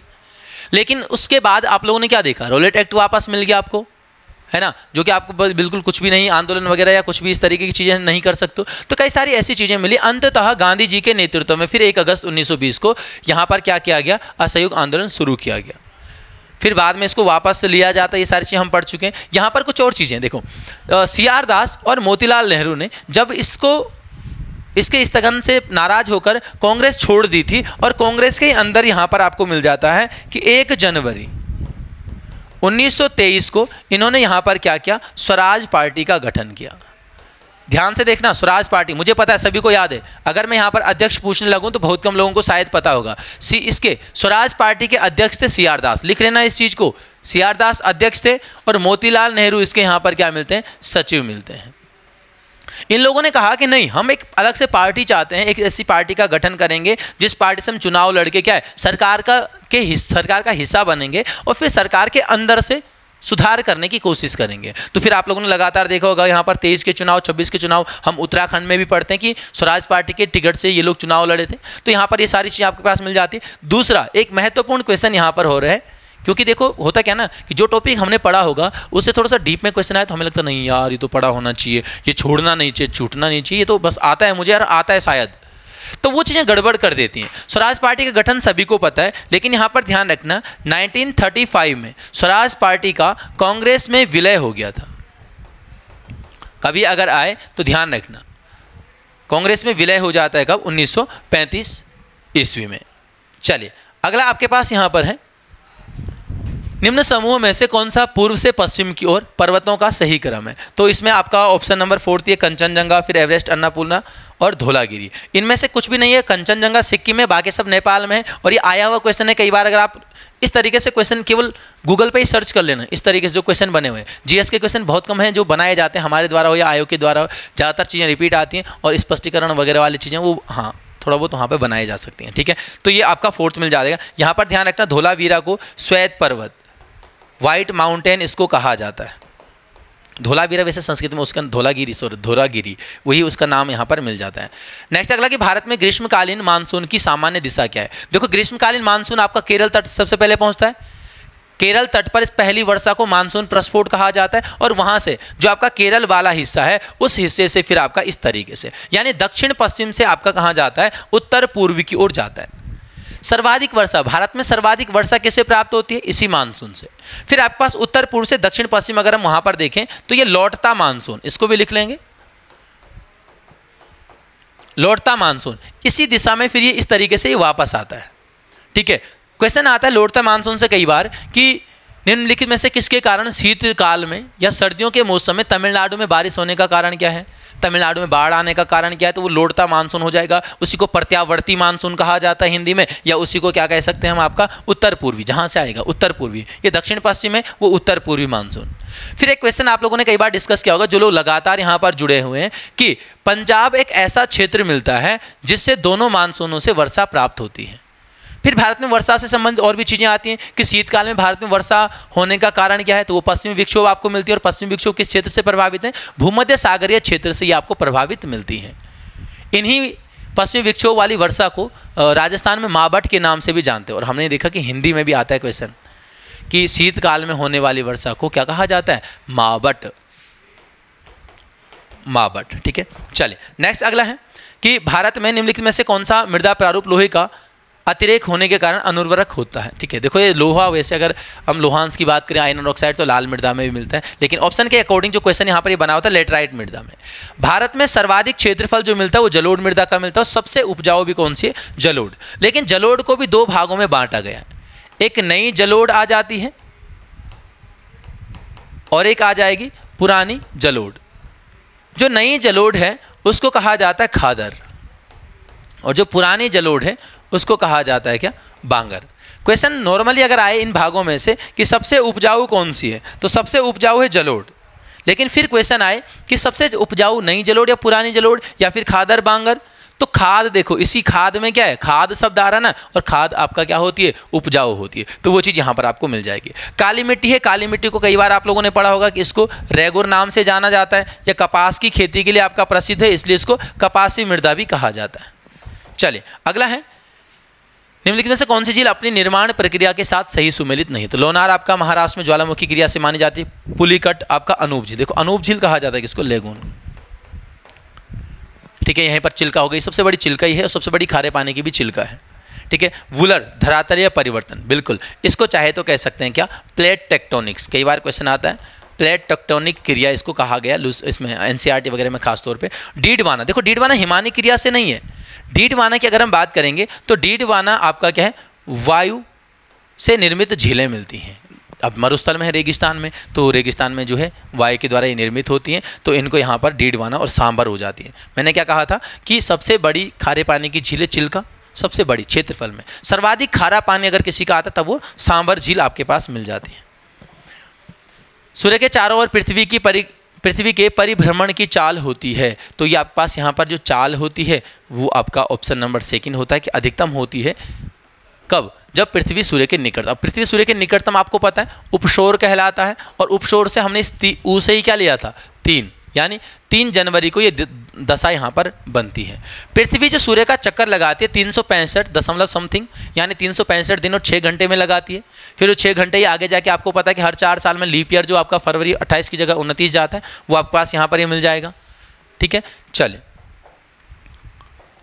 भारतीय संविधान में राज्यों का संघ की संकल्पना कहाँ से प्राप्त की? देखो राज्यों का जो संघ लिया गया वो आपका ब्रिटिश नॉर्थ अमेरिका अधिनियम से लिया गया है, यानी कनाडा का अधिनियम आप इसको कह सकते हो। कई बार क्वेश्चन आ चुका, ध्यान रखेंगे। अमेरिका से अगर हम बात करेंगे तो अमेरिका से देखो मौलिक अधिकार है, यहाँ पर राष्ट्रपति पर महाभियोग है, या फिर राष्ट्रपति पर महाभियोग कहें, या फिर इसी के जैसी प्रक्रिया न्यायाधीशों को हटाने की प्रक्रिया वो भी आपका अमेरिका से ली गई है। प्रस्तावना अमेरिका से, जबकि प्रस्तावना की भाषा ऑस्ट्रेलिया आ जाएगी।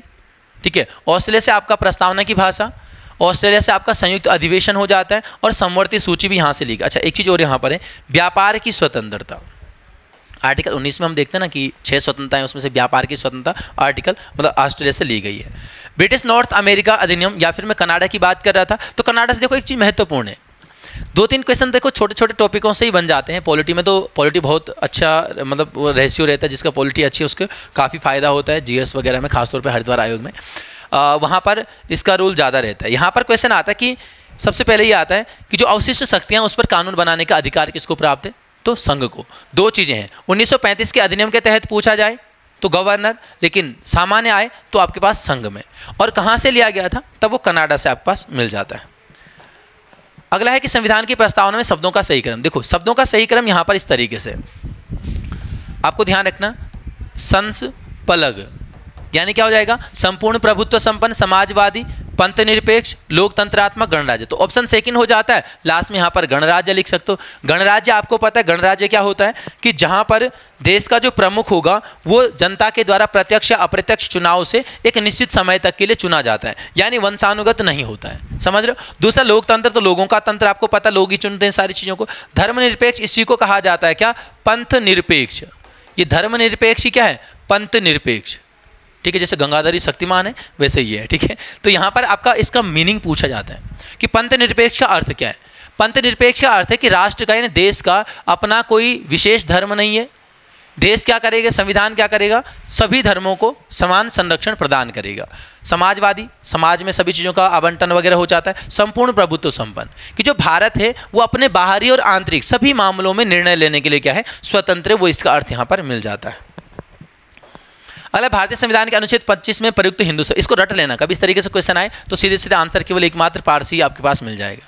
ठीक है, चलेंगे नेक्स्ट। अगला, अशोक मेहता समिति ने पंचायत राज के किन 2 स्तरों की बात की थी, तो ये की थी यहाँ पर मंडलीय पंचायत और जिला परिषद। अगर हम बात करेंगे, देखो अशोक मेहता समिति 1977, अशोक मेहता 2 नाम से है तो आपका द्विस्तरीय। ऐसे ही हमने देखा था बलवंत राय मेहता समिति, बलवंत राय मेहता 3 स्तरीय है। 1957 में इसका गठन होता है 3 नाम से त्रिस्तरीय समिति। त्रिस्तरीय क्या थे, ग्राम पंचायत मिल जाता है, ग्राम पंचायत मिल जाएगा, यहाँ पर आपका मिल जाता है पंचायत समिति,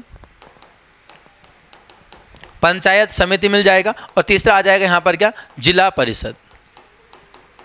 तो ये 3 सुझाव यहाँ पर दिए थे बलवंत राय मेहता समिति ने। सबसे पहले कि बलवंत राय मेहता ही, अगर हम पंचायत संबंधी बात करें 1957 की, तो इसी से और भी कुछ क्वेश्चन आते हैं कि भारत में लोकतांत्रिक विकेंद्रीकरण का सुझाव किसने दिया, बलवंत राय मेहता।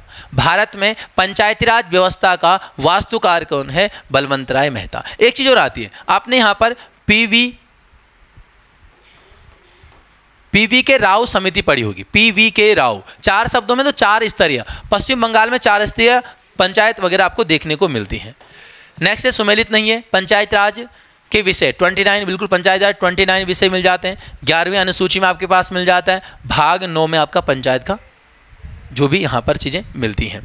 सामुदायिक विकास कार्यक्रम, ये आपका 2 अक्टूबर 1952 को प्रारंभ हुआ था, अमेरिका यूएसए की सहायता से मिल जाता है। भारत का पहला नगर निगम चेन्नई, 1688 में पहला नगर निगम चेन्नई में स्थापित किया गया था। और स्थानीय स्वशासन, तो ये आपका रिटर्न नहीं बल्कि यहाँ पर मिल जाएंगे रिपन। और आया हुआ क्वेश्चन है, शायद आपने शायद जो पटवारी कैंसिल हुआ उसमें था या किसी और में था, तो इसको आप चेक कर लेंगे। ऑप्शन 4 यहाँ पर इसका आंसर मिल जाता है।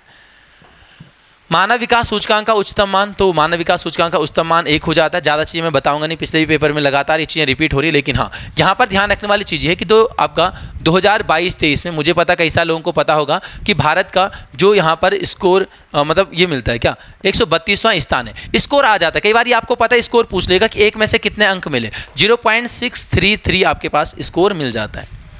HDI में ध्यान रखना 3 मानक यहाँ पर मिलते हैं। एक आपके पास मिल जाता है क्या, जीवन स्तर।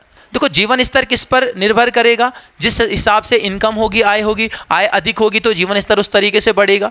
एक आपके पास यहाँ पर आता शिक्षा, शिक्षा का कोई ऑप्शन नहीं है, शिक्षा ही रहेगा। एक आपके पास यहाँ पर आता जीवन प्रत्याशा। जीवन प्रत्याशा निर्भर करती है किस पर, स्वास्थ्य पर।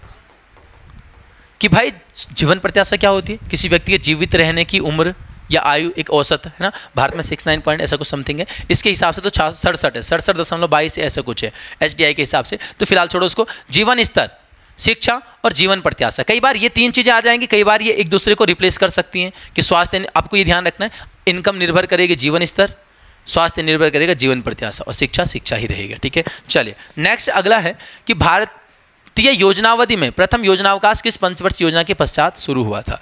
जो आपका पंचवर्षीय योजनाएं वगैरह मिलती हैं, तो तृतीय पंचवर्षीय योजना में हमने देखा 1966 से 69 तक पहला योजनावकाश वगैरह यहाँ पर मिल जाता है। पहली वाली यहाँ पर आपका चीन युद्ध वगैरह, पाकिस्तान के साथ युद्ध वगैरह यहाँ पर लगातार कुछ चीज़ें मिल गई थी, तो तब यहाँ पर ये मिलता है।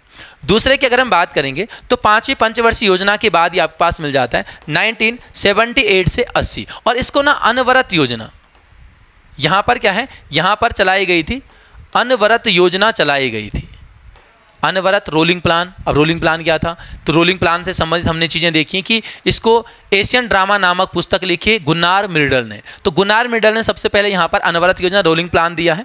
और भारत में आता है किसने शुरू किया, व्यक्ति का नाम आएगा तो DT लकड़वाला, और सरकार के बारे में पूछा जाता है तो जनता सरकार ने इसको शुरू किया था। और तीसरा फिर 1992 तक आ जाता है, 1990 से 92, तो ये 3 बार योजनावकाश वगैरह भारत में मिल जाता है। नेक्स्ट अगला है मिश्रित खेती, तो ये आपका ज़्यादा कुछ नहीं, फसल के साथ पशुपालन करना यहाँ पर मिश्रित खेती कहलाती है। हाँ, भारतीय रिजर्व बैंक का लेखा वर्ष, भाई जिन्होंने अभी भी गलत किया तो गलत बात है। अप्रैल से मार्च ये सरकार के साथ 2020 में हो चुका है, जो सरकार का होगा 1 अप्रैल से 31 मार्च, वही भारतीय रिजर्व बैंक का भी होगा। हाँ, जुलाई से जून पहले था, लेकिन अभी यहाँ पर केवल और केवल क्या बचा, कृषि वर्ष बचा। पहले कृषि वर्ष फसल वर्ष आपका यहाँ पर था, अभी केवल एक बचा, मतलब पहले दोनों यहाँ पर थे, अभी यहाँ ये केवल एकमात्र बचा। RBI का भी सरकार के साथ हो गया। RBI सभी को पता है 1935 में हिल्टन यंग कमेटी के द्वारा मतलब सिफारिश पर गठित किया गया था। मुंबई में मुख्यालय मिल जाएगा। प्रथम ऑस्बोर्न स्मिथ मिलते हैं। प्रथम भारतीय गवर्नर की बात करें CD देशमुख, और वर्तमान शक्तिकांत दास वगैरह आपके पास मिल जाते हैं। हाँ, RBI का राष्ट्रीयकरण 1949 में। यहाँ पर हमने डिस्कस किया था कि 2 व्यक्ति जो RBI गवर्नर और वित्त मंत्री भी रहे हैं, तो आपका CD देशमुख थे और मनमोहन सिंह थे, जबकि मनमोहन सिंह एकमात्र ऐसे व्यक्ति हैं जो प्रधानमंत्री भी बने हैं बाद में। 75 प्रधानमंत्री सुरक्षा बीमा योजना की वार्षिक प्रीमियम, देखो वार्षिक प्रीमियम यहाँ पर आपका क्या है, ऑप्शन नंबर सेकंड 12 रुपये आपके पास मिल जाती है। तो आपका 9 मई 2015 में योजना आपका शुरू की गई थी, तो 12 रुपये प्रति यहाँ पर। अच्छा हाँ, यहाँ पर आयु वर्ग जरूर आ सकता है, तो 18 से 70 वर्ष के लिए यहाँ पर ये बनाई गई है। नेक्स्ट आपका निम्नलिखित में से किस भारतीय राष्ट्रपति की पद पर रहते हुए मृत्यु हो गई थी, तो ऑप्शन नंबर 4 फखरुद्दीन अली अहमद, और दूसरा यहाँ पर आपका, दूसरा नहीं मतलब वैसे पहले थे, जाकिर हुसैन। सबसे पहले व्यक्ति मिलते हैं जिनकी पद पर रहते मृत्यु हो जाएगी। अब यहाँ पर कई सारे क्वेश्चन आते, देखो जाकिर हुसैन की मृत्यु हुई, आपको पता है कि आकस्मिक रूप से इस पद समाप्त होता है, तो कार्यवाहक राष्ट्रपति बने कौन, उपराष्ट्रपति। 1969 में जाकिर हुसैन का देहांत होता है, उस समय उपराष्ट्रपति VV गिरी, तो पहले कार्यवाहक बनते हैं VV गिरी। VV गिरी से 3 क्वेश्चन आते हैं। पहले कार्यवाहक हो गए जिनकी मतगणना दूसरे चरण में गई थी, वो भी VV गिरी, और प्रथम गैर कांग्रेसी राष्ट्रपति वो भी VV गिरी। 3 क्वेश्चन हो गए। दूसरा यहाँ पर फिर ये आता है, देखो कि 71 का चुनाव लड़ना था VV गिरी ने, अब पता नहीं क्यों उपराष्ट्रपति का पद भी वहाँ पर हटा दिया, मतलब त्यागपत्र दे दिया। अब राष्ट्रपति का देहांत हो गया, उपराष्ट्रपति VV गिरी ने अपने पद से इस्तीफा त्यागपत्र दे दिया। अब कौन बचा, M हिदायतुल्लाह, तो दूसरे कार्यवाहक थे। और यहाँ पर से क्वेश्चन आ चुका है कि एकमात्र अभी तक क्या है, एकमात्र चीफ जस्टिस हैं जिन्होंने कार्यवाहक राष्ट्रपति का पदभार ग्रहण किया है, तो ये भी ध्यान रखेंगे। तीसरी बार फखरुद्दीन अली अहमद की जब मृत्यु हो जाती है, उसके बाद यहाँ पर BD जत्ती ने कार्यवाहक राष्ट्रपति का कार्य किया था। तो कुल मिला के 3 कार्यवाहक राष्ट्रपति आपको यहाँ पर मिल जाते हैं फिलहाल। अगला है कि भारत के राष्ट्रपति का निर्वाचन, तो निर्वाचन में आपका अप्रत्यक्ष निर्वाचन प्रणाली, आपने देखा होगा समानुपातिक प्रतिनिधित्व प्रणाली अपनाई जाती है, उसी के तहत एकल संक्रमण पद्धति।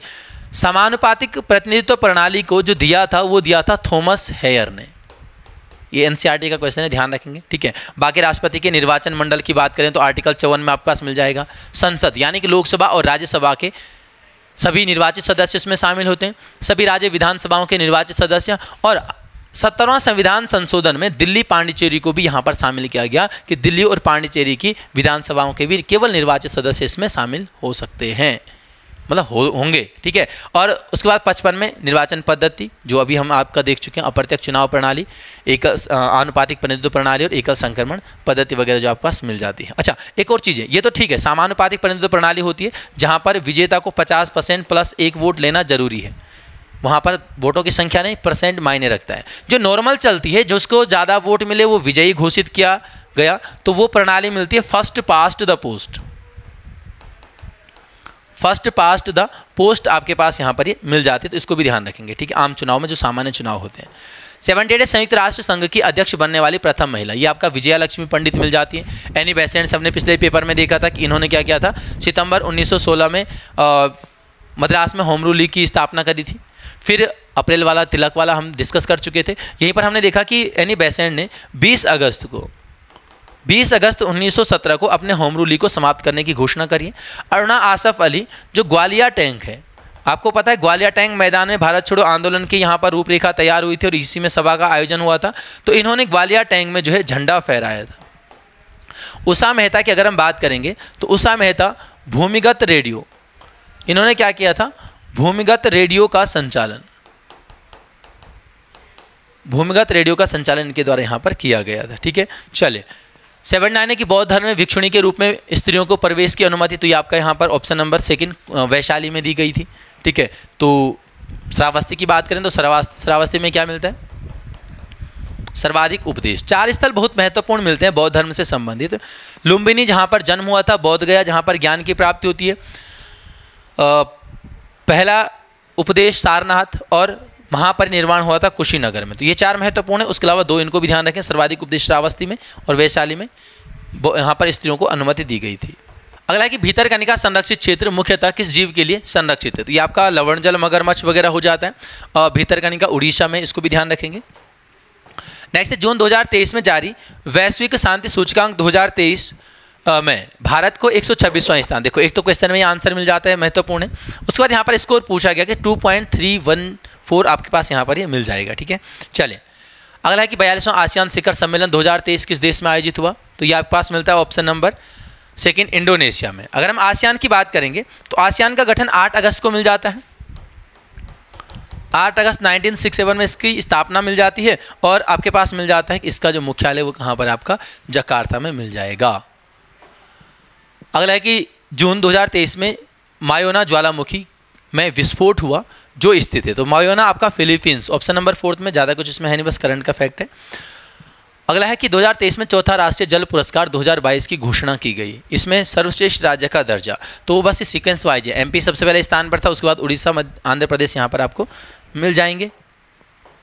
और अगला कि हाल ही में की स्थिति को अंतर्राष्ट्रीय ओलंपिक दिवस, तो ये आपका ऑप्शन नंबर 3 23 जून को मिल जाता है, क्योंकि 23 जून 1894 में आप लोगों ने देखा होगा इंटरनेशनल ओलंपिक कमेटी लुसाने में जिसका मुख्यालय उसका यहाँ पर स्थापना होती है, ठीक है। तो उस उपलक्ष्य में ये मनाया जाता है। 20 जून को शरणार्थी दिवस हो जाएगा। 21 को हमने योग दिवस वगैरह के रूप में देखा हुआ है, ठीक है।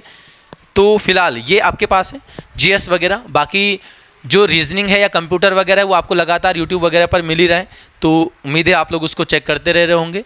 तो मिलेंगे आपको अगले पेपर के साथ, धन्यवाद।